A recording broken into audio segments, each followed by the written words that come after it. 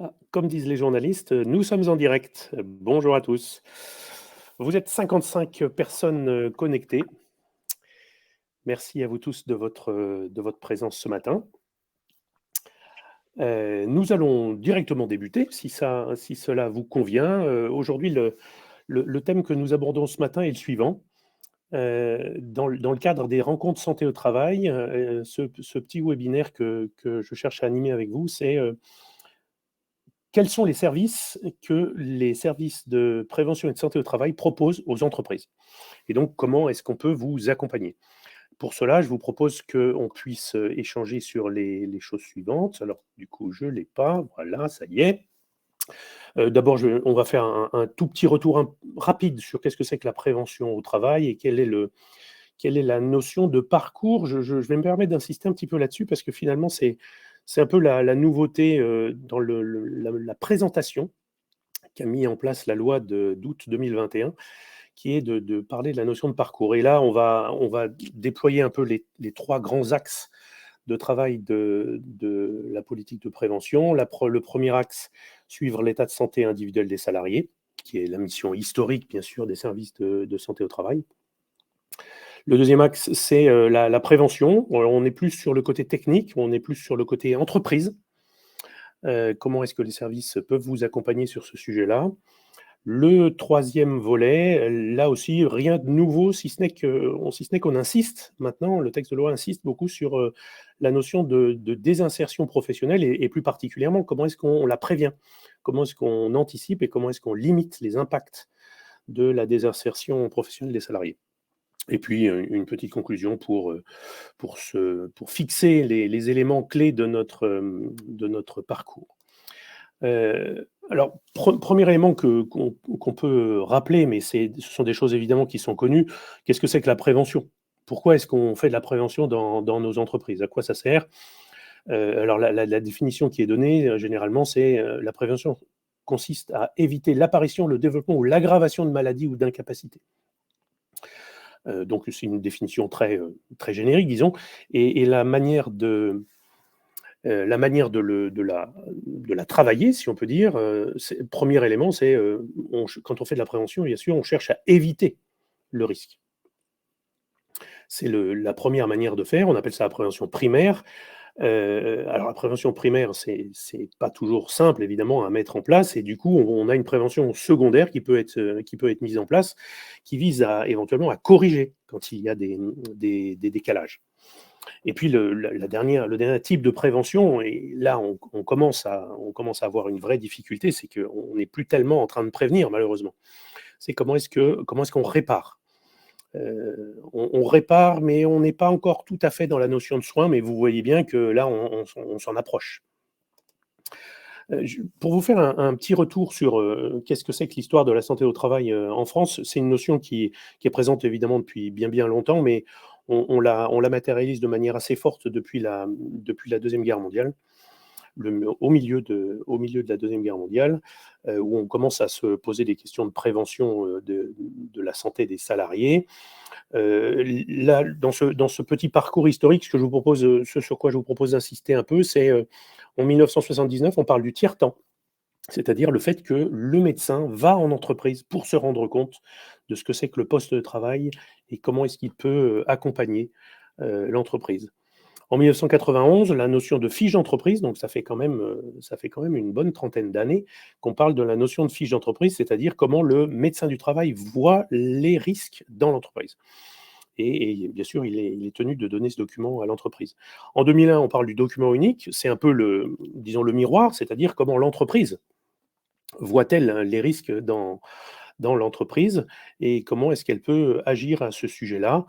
À partir de 2011, arrivent dans les services de santé au travail des infirmiers parce on s'aperçoit qu'il est très nécessaire de renforcer l'activité des médecins. On est déjà dans une période où le nombre de médecins diminue et donc l'activité au profit des entreprises doit se maintenir de manière importante. Et puis le dernier élément qui nous intéresse un peu aujourd'hui, c'est 2021, la réforme de la santé au travail. nous amène à repositionner l'offre des services de santé au travail au profit des entreprises pour l'accompagnement. Du coup, cette loi de 2021, elle se présente sous la forme de ce qui est baptisé offre socle. Donc, qu'est-ce que c'est que l'offre socle de service? Alors, au milieu de cette activité, il y a le suivi individuel de l'état de santé des salariés. C'est une notion qui, vous l'avez bien compris, est déjà ancienne et qui reste absolument au cœur de l'activité. Le deuxième volet, ce que vous voyez apparaître sur le côté gauche, c'est la prévention des risques professionnels. Et là, on est plus dans une activité technique, plus une activité de compréhension de ce que c'est que le poste de travail et comment est-ce que le service de santé au travail, avec des médecins, avec des infirmiers, avec des intervenants techniques, des assistants de prévention, des ergonomes, etc., peut aider l'entreprise. Le dernier volet, c'est celui de la prévention de la désinsertion professionnelle dont on parlera un petit peu tout à l'heure. Là, on est dans la difficulté puisque un salarié est arrêté. Et la question, c'est de savoir comment est-ce qu'on peut faire pour le maintenir au travail dans des conditions les plus satisfaisantes possibles. Alors si on regarde ça dans un espèce de schéma général, alors je vais rester très très peu de temps sur ce schéma. La mission des services de santé au travail, il y en a 4, les missions. Agir en entreprise, surveiller l'état de santé, conseiller les entreprises, conseiller les salariés, assurer la traçabilité et la veille sanitaire. Et vous voyez autour de ce bloc central toute une série d'actions qui sont possibles au profit des entreprises. C'est une schématisation qui est assez couramment donnée pour expliquer ce que fait un service de santé au travail au profit des entreprises. Je vais le présenter d'une autre manière, avec la notion de parcours. Ça, c'est une idée finalement qui était pas très développée jusqu'à aujourd'hui et qui permet de présenter l'activité, d'une manière bien différente en se disant que, ben, c'est quand même sympa quand on est et c'est efficace quand on crée de la régularité dans la relation entre l'entreprise et le service de santé au travail, entre le salarié et le service de santé au travail parce que, il y a des choses qu'il y a besoin de répéter, il y a besoin de suivre l'évolution de l'état de santé d'un salarié. Il y a bien sûr besoin de connaître le poste de travail, de voir comment celui-ci évolue. Et à ce titre-là, ben, créer de la fréquence dans les relations, c'est intéressant. Aujourd'hui, l'entreprise, dans la relation qu'elle a avec le service de santé au travail, bon, elle adhère à un service, très bien. Sa mission, c'est évidemment de planifier les visites individuelles. Ça reste une mission de l'employeur de demander les visites. On va en parler un petit peu tout à l'heure. Il y a bien sûr une action générale de prévention en santé au travail qui reste nécessaire, ce qui se matérialise un peu par le document unique dont on a parlé tout à l'heure et dont on le reparlera un petit peu. Et puis évidemment de favoriser le maintien dans l'emploi. De son côté, le salarié, son parcours et sa relation avec le service de santé au travail, elle est dans un cycle, comme vous le savez. On peut dire qu'il y a 2 grands chiffres qu'il faut retenir sur le cycle de la relation entre le salarié lui-même et le médecin du travail. Le salarié qui est en suivi dit simple est vu tous les 5 ans par le médecin ou par l'infirmier, là où la personne qui est en suivi dit renforcé, parce qu'elle est soumise à des risques professionnels qui sont plus importants, est vue dans un cycle tous les 2 ans. Donc cette notion de cycle, ça veut dire qu'on crée une répétition, on crée une récurrence des rendez-vous, de telle sorte de voir les évolutions dans le temps et d'être capable de prévenir et d'anticiper le plus possible les difficultés. Et puis de son côté, le service de santé au travail avec l'entreprise, il est dans un cycle qu'on pourrait qualifier de quadriennal, tous les 4 ans. L'idée, c'est bien de se dire, ben, tous les 4 ans, la loi nous dit, le service de santé au travail a mené un certain nombre d'actions, mais au moins une avec chacune des entreprises. Vous vous doutez bien que c'est très très différent pour une grande entreprise, une petite entreprise, une entreprise dans laquelle il y a un responsable sécurité qui est très identifié, une toute petite entreprise dans laquelle bah, c'est sans doute le patron de l'entreprise qui est directement en charge du suivi de la santé et de la prévention dans son entreprise. Et finalement, c'est très important de créer là aussi cette espèce de répétition. Donc cette notion de parcours, c'est une présentation qui est assez nouvelle et qui est intéressante à avoir en tête parce qu'on crée de la relation. Et alors là, je vous présente le parcours tel qu'il est présenté dans le grand service de Nantes, le CSTRN. Ça, c'est la manière de dire, cette schématisation vise à expliquer, OK, mais comment est-ce qu'on fait pour travailler ensemble? pour créer cette fréquence. Alors le trait orange qui est au début, c'est, l'entreprise qui vient d'arriver et donc c'est nécessaire de commencer à créer la relation avec l'entreprise pour qu'on puisse, alimenter la politique de prévention de l'entreprise, que ça devienne finalement un peu dans l'ADN de l'entreprise. Et puis tout le rang rouge, c'est la suite des activités, dans laquelle on rentre périodiquement au profit de l'entreprise de multiples manières. Le suivi individuel, on en a parlé, mais les actions de prévention, la prévention de la désinsertion, les outils de communication, comme aujourd'hui, par exemple, ce webinaire, le rapport annuel qui permet de savoir qu'est-ce qu'a fait l'entreprise, le service de santé au travail avec l'entreprise. Et toute cette notion de parcours, elle permet d'inviter à créer cette répétition des relations pour alimenter la prévention dans nos entreprises. Alors, le suivi de l'état de santé, pour commencer par ce premier élément, alors le dessin que vous avez sur le côté droit, c'est la schématisation très, très générale du suivi de la santé des salariés. Comme vous le savez, le premier critère différenciant, disons, c'est le salarié qui a un suivi dit individuel simple, donc pas de risque très identifié au poste de travail, et la récurrence des visites avec le médecin et ou l'infirmier en fonction des besoins se fait tous les 5 ans. De l'autre côté, en vert, vous avez la schématisation du flux des relations entre le salarié et l'équipe santé-travail tous les 2 ans, parce que le salarié est soumis, pardon, à des risques particuliers. Alors là, on parle en particulier des produits cancérigènes, par exemple. On parle des gens qui sont en risque hyperbare, ou alors, de certains travaux dangereux, par exemple le montage des échafaudages qui concernent certaines entreprises. Donc là, ça nécessite un suivi renforcé. Et donc une fréquence de rencontres avec l'équipe santé au travail de 2 ans. Souvent le médecin, l'infirmier, puis le médecin, puis l'infirmier. Donc vous voyez que cette notion de risque, elle est importante, et elle génère la fréquence de la relation entre le salarié et le service de santé au travail. Et sur le côté gauche, là, toute cette liste des types de visites, c'est bien sûr ce que vous connaissez déjà. Bien sûr, on parle des visites à l'embauche. C'est le premier contact que le salarié a avec le service de santé au travail, puis ce suivi régulier tel qu'on l'a vu dans le schéma. Les visites à la demande restent tout à fait possibles, à la demande du salarié, à la demande de l'employeur, pour rencontrer le médecin parce qu'il y a des problématiques particulières à présenter. Il y a toute une série de visites, comme vous le savez, qui existent autour de l'arrêt de travail. On va en reparler un petit peu tout à l'heure. Et puis une autre série de visites, là aussi un petit peu nouvelles finalement, qui sont liées à la carrière. Là aussi, on va en reparler dans une deuxième phase. Donc toute ce premier axe de l'activité est très important autour de la fréquence des visites. Je voudrais juste faire un petit focus très, très rapidement sur le rendez-vous de liaison. Ça, c'est finalement une nouvelle visite qui existe. Alors, je ne devrais pas dire visite, parce qu'il s'appelle vraiment rendez-vous. C'est la possibilité que le législateur a donnée d'avoir des rencontres avec le salarié, entre l'employeur plutôt et le salarié, heu, pendant l'arrêt de travail. Donc ça, c'est une disposition qui est nouvelle et qui n'était finalement pas tellement possible, auparavant, puisqu'il y avait une suspension du contrat de travail. Donc là, maintenant, c'est possible, et ça permet, après un arrêt de plus de 30 jours, de préparer le retour à l'emploi. Le service de santé au travail peut être invité à cette rencontre.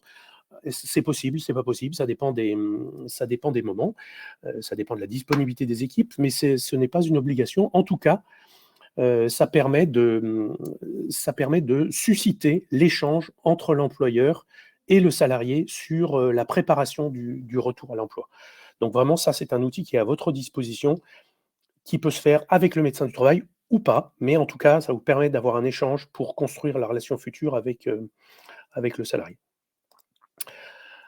Le deuxième volet de l'activité, de l'offre socle, de la fameuse offre socle dont on parle depuis tout à l'heure, c'est de mettre en œuvre la prévention dans l'entreprise. Alors les outils, pour le coup, ne sont pas nouveaux.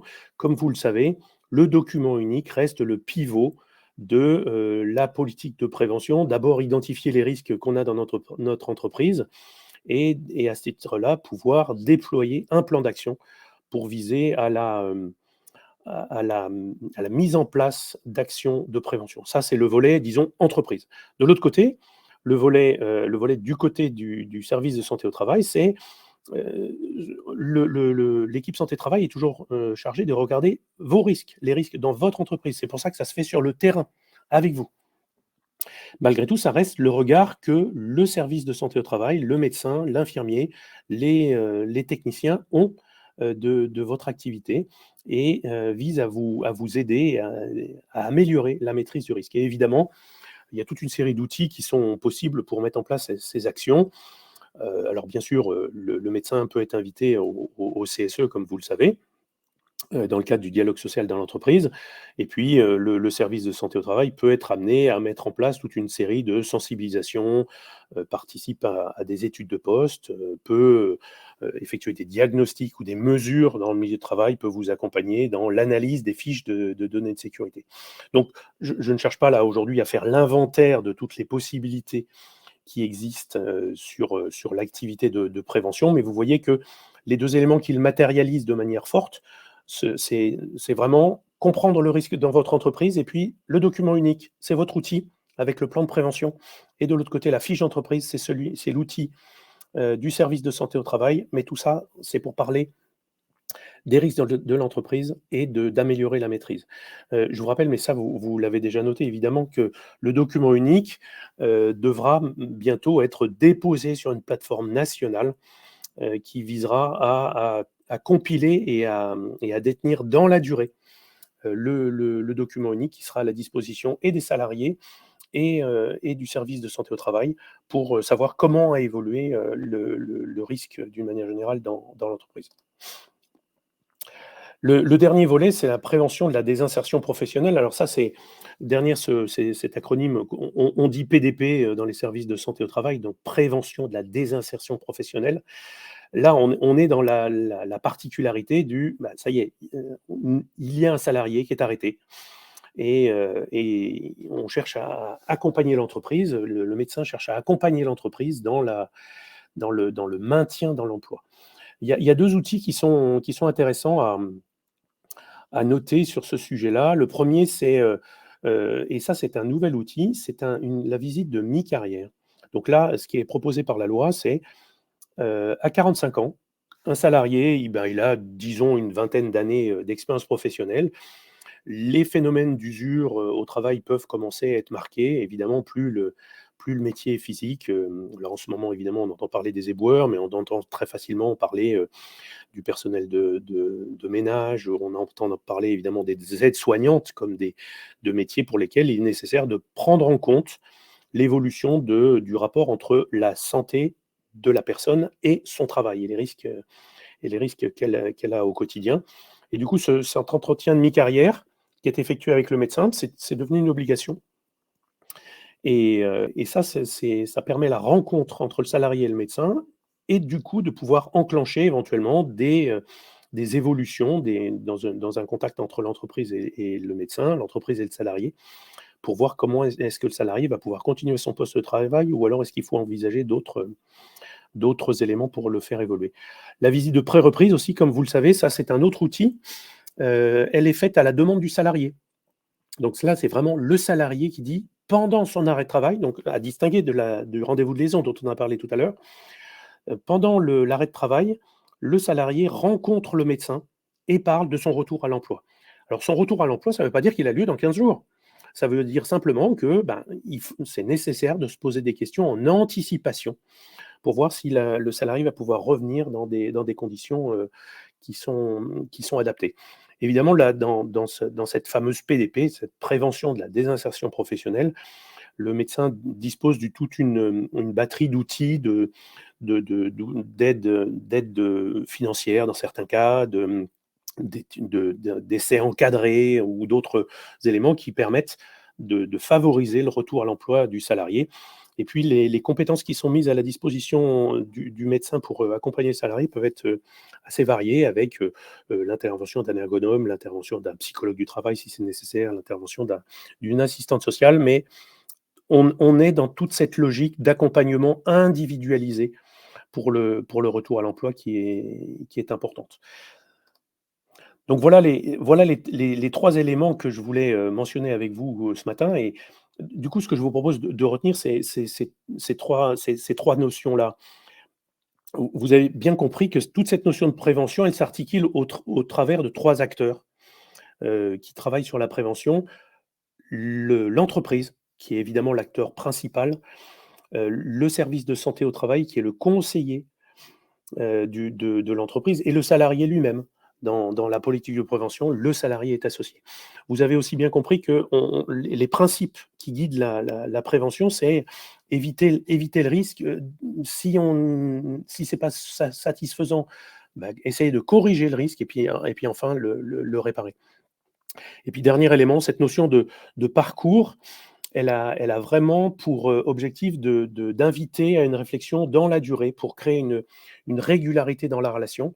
Parce que la prévention, c'est quand on répète et c'est quand on répète que, les activités et la prévention peuvent être, prises en compte de manière de plus en plus efficace par l'ensemble des parties prenantes. Voilà ce que je voulais, vous dire aujourd'hui. Je reviendrai rapidement là-dessus tout à l'heure pour vous dire qu'il y a quelques éléments, qui sont disponibles, documentaires qui sont disponibles. Je vais, si ça vous convient, je vais essayer de reprendre quelques questions. Alors, je vais commencer par la question de Anne-Florence, qui demande si, la visite de pré-reprise est-elle obligatoirement demandée par le salarié ou l'employeur? Alors, la visite de pré-reprise, c'est le salarié. C'est le salarié qui la demande. Là aussi, dans le site dont je vais vous donner le lien juste après, vous pourrez consulter une fiche technique qui vous explique un petit peu comment est-ce que ça se passe et quelle est la différence entre la visite de pré-reprise qui est demandée par le salarié et la visite de reprise qui est demandée, là, c'est impératif par l'entreprise pour son propre salarié. J'espère, Anne-Florence, que j'ai répondu à votre question. Alors, j'ai une question de Romain que je vous soumets ici. Papripact, peut-on être accompagné sur le sujet? Alors, l'accompagnement par les services de santé au travail existe. Il est fait, comme je vous le disais tout à l'heure, de 2 manières. Sur l'accompagnement qu'on pourrait qualifier, de plus technique. Souvent dans les petites entreprises, il y a un accompagnement au document unique et le document unique se conclut par un plan de prévention. Alors là, on l'appelle Papripact, mais finalement, dans tous les cas, c'est être capable d'élaborer, mais c'est bien l'entreprise qui va élaborer son plan de prévention, donc la liste des actions sur lesquelles elle veut travailler pour, faire avancer la prévention. Donc ça, chacun des services de santé au travail est en mesure d'accompagner, la plupart du temps dans des formations, dans des accompagnements collectifs, au déploiement du document unique qui se conclut par ce fameux plan de prévention, ce fameux, Papripact. Voilà, j'espère Romain que cet élément, vous convient. Alors il y a quelques questions sur le fait que le PDF sera disponible, oui, et qu'il sera possible en replay. Encore une question de Anne-Florence qui nous demande: «Comment fait-on pour demander à la santé au travail d'être présent à un rendez-vous de liaison?» Alors, comme je vous l'indiquais tout à l'heure, le rendez-vous de liaison, il est proposé par l'employeur au salarié. Le salarié peut accepter, mais a aussi la possibilité, comme vous le savez, de ne pas accepter ce rendez-vous et comme vous le savez aussi, il n'est pas possible de tenir compte, de prendre appui sur ce refus de l'employeur, dans une politique de gestion interne, c'est évidemment pas possible. Donc la demande, elle peut être effectuée au service de santé au travail qu'il soit présent.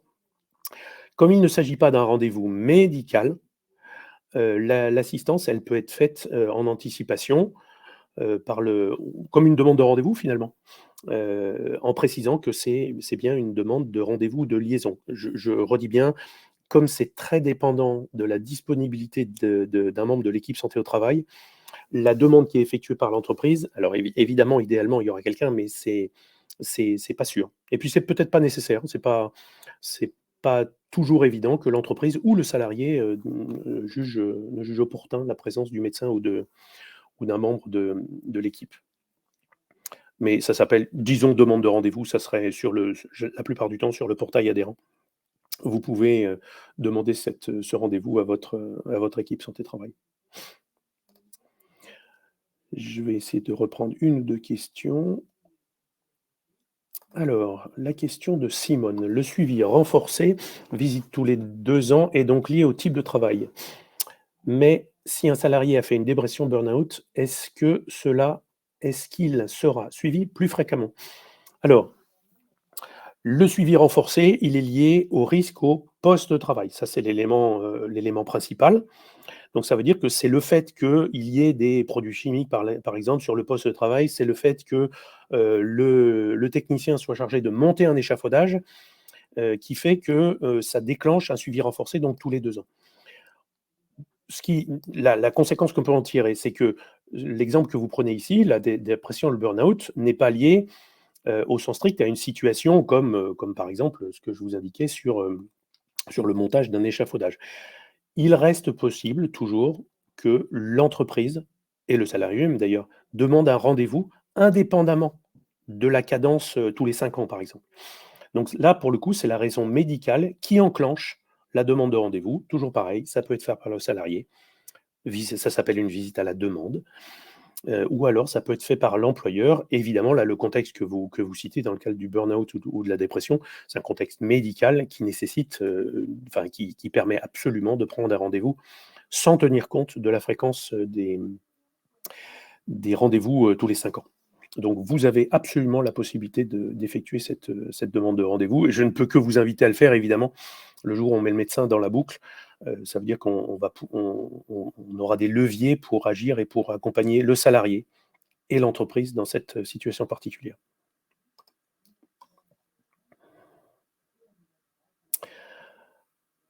Alors, une question très fréquente.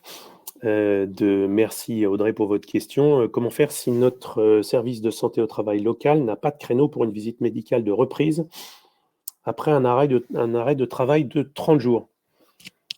Vous touchez malheureusement une question sensible, c'est est-ce que on a un médecin disponible dans un délai qui est assez proche?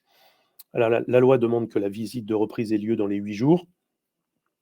Certains services sont dans une situation qui permet de répondre de manière efficace à ces demandes de rendez-vous et malheureusement d'autres services, à cause la plupart du temps d'une situation de pénurie de médecins du travail, ne sont pas en capacité de le faire. Le grand outil qui est mis à disposition du service de santé au travail, c'est la délégation que le médecin peut donner à un infirmier de voir le salarié pour cette reprise. Malgré tout, ça dépendra des cas. Donc il y aura toujours une possibilité de voir un infirmier en fonction des disponibilités, bien sûr. Le service de santé au travail cherchera à répondre à votre besoin de la manière la plus rapide possible, mais ça, c'est très évident et c'est bien délicat à gérer, qu'on ne peut pas répondre dans la totalité des cas parce que malheureusement, le nombre de créneaux disponibles, malgré des créneaux d'urgence du médecin du travail, sont parfois limités. En tout cas, il y a un truc qui est important, c'est l'entreprise effectue sa demande de visite de reprise, pardon. Ça, c'est vraiment très, très important. Effectuez cette demande. C'est ça qui vous permettra d'attester que vous avez effectué le suivi santé au travail et que c'est malheureusement le service qui n'a pas pu répondre. Et dans le pire des cas, c'est le médecin qui décidera de déléguer à un infirmier dans la mesure du possible.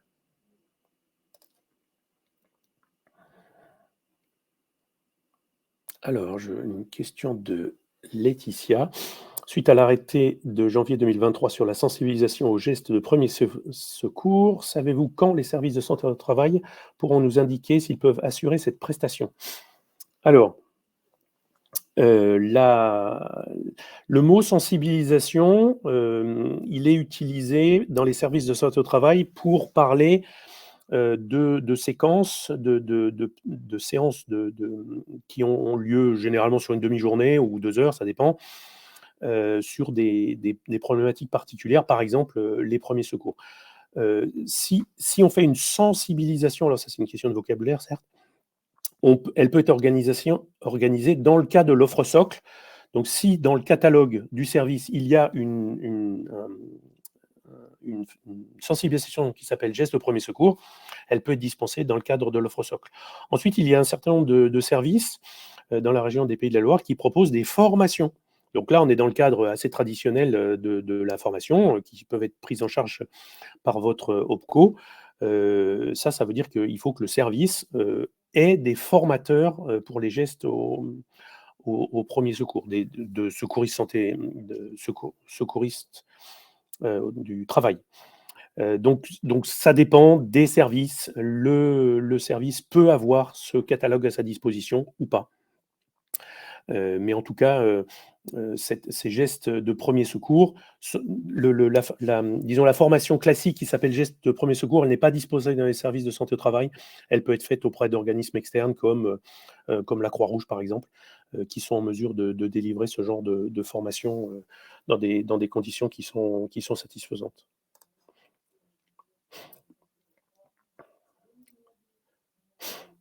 Alors, une question de Aurélie. L'entreprise a le droit d'imposer des CP en attendant la visite de reprise? Alors, je dois reconnaître que je sais mal répondre à cette question. Je risque de glisser et de vous donner une réponse incomplète. En termes de RH, si l'employeur impose des congés payés, il y a un délai de prévenance, de mémoire 2 semaines. Et si par exemple l'arrêt de plus de 30 jours ne permettait pas d'avoir la visite de reprise, enfin, ça reste toujours une possibilité, mais comme il y a un délai de prévenance, ça peut créer disons un agenda qui est pas très, très compatible, mais ça je vous dirais des bêtises et ça nécessiterait sans doute de vous donner une réponse plus complète. Donc je vous laisse, Aurélie, si vous voulez bien vous rapprocher de votre service de santé au travail, pour voir comment est-ce qu'il peut vous conseiller sur le sujet de manière plus adaptée.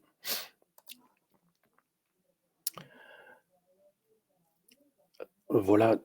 Eh bien, écoutez, on a fait le tour de la majeure partie des questions. Je vous remercie de votre participation. J'espère que ces éléments auront pu vous aider. Je vous invite, si vous le voulez, à consulter le service que nous avons mis en place déjà depuis un petit moment, qui vise c'est un travail collaboratif entre tous les services de la région, qui vise à vous donner des actualités sur la prévention, un certain nombre de ressources documentaires et toute une série de fiches techniques, tout comprendre sur la santé au travail et peut être mis à disposition sur ce site régional.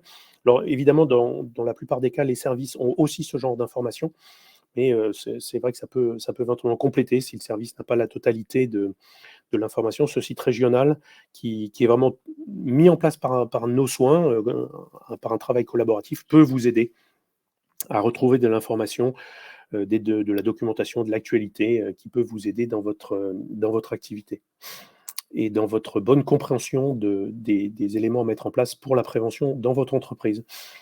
Voilà, merci à vous de votre participation. Voilà, une petite carte pour vous dire que nous agissons localement auprès des entreprises, mais que nous avons aussi un travail entre nous tous pour essayer d'avoir une activité cohérente d'un endroit à l'autre de la région. Et ces échanges nombreux nous permettent de vous fournir le service au mieux de ce que nous arrivons à faire. Et comme vous l'avez bien compris, cette histoire la question qui a été posée tout à l'heure là, sur la pénurie de médecins peut créer, c'est très évident malheureusement, des obstacles à la prise de rendez-vous dans des délais toujours satisfaisants. Nous travaillons sur le sujet et l'élément important qui est mis en place là-dessus, c'est la délégation qui peut être donnée aux infirmiers. Et puis, nous cherchons à améliorer ce service au profit des entreprises. Voilà. Merci à tous de votre participation. Et puis, vous pourrez voir le replay et consulter le PDF. Merci à tous de votre présence. À bientôt.